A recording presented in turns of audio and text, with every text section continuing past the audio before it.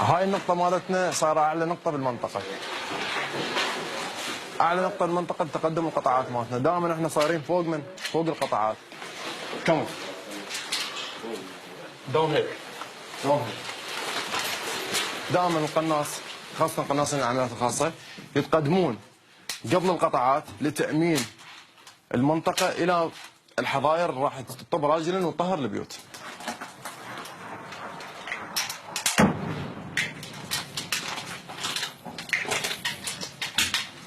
ها كرار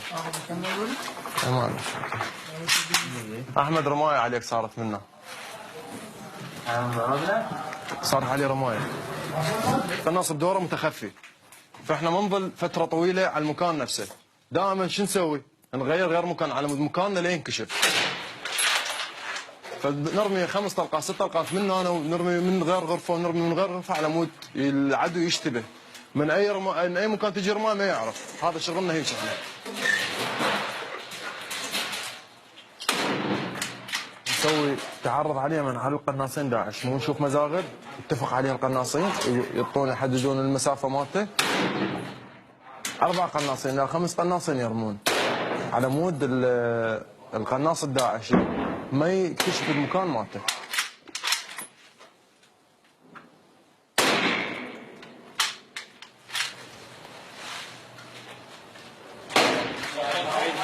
اجت اطلاق هسه انضربنا اطلاقه.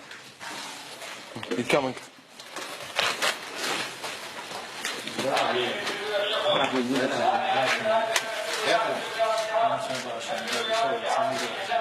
حاليا احنا هسه بالمدينه القديمه. العناصر الارهابيه هناك نبعد عنهم احنا حاليا 200 متر. فجاء نواجه صعوبه بالتقدم لوجود العوائل. البارحه قطاعاتنا واجهت طبت البيت، وداخل البيت كان متحصن بتنظيم داعش وخال العائله درع بشري لهم. يكبرون وياهم على مود يصيحون مثلا الله اكبر الله اكبر، يريد يرعب القوات الامنيه، فهاي ما منعت التقدم. تحررت العائله وتم قتل عناصر داعش. وكاشفين البيوت كلهن؟ كاشفين البيوت؟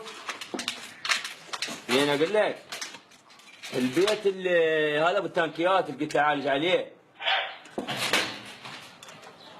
هذا هسه جاي اشوفه؟ اخذوه ولا ما اخذوه؟ يلا هاي باوع.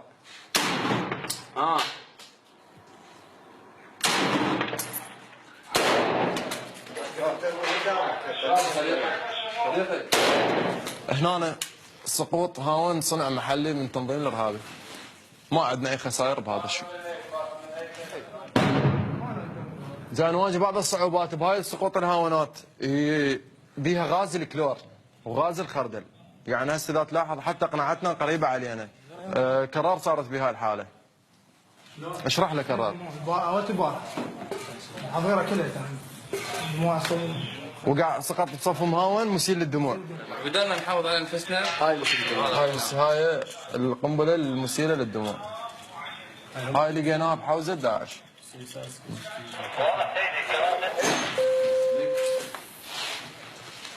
جدا صحيح جدا صحيح. احب هاي المهنه دائما اكون متخفي.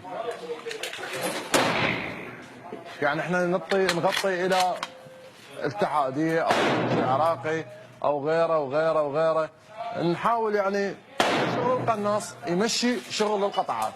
يبغى اوقف جيش كامل مثل ما يقولون، القناص يوقف جيش كامل والقطاعات تتقدم. يعني شغله نفس الطيار.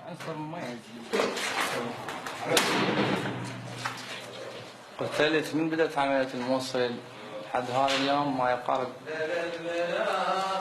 45-40 شخص، وافتخر من نفسي هذا الارهابي اللي هو جاي يدمر البلد، والحمد لله ما بقى الا القليل تحرير الموصل بالكامل. امتار قليله. برافو.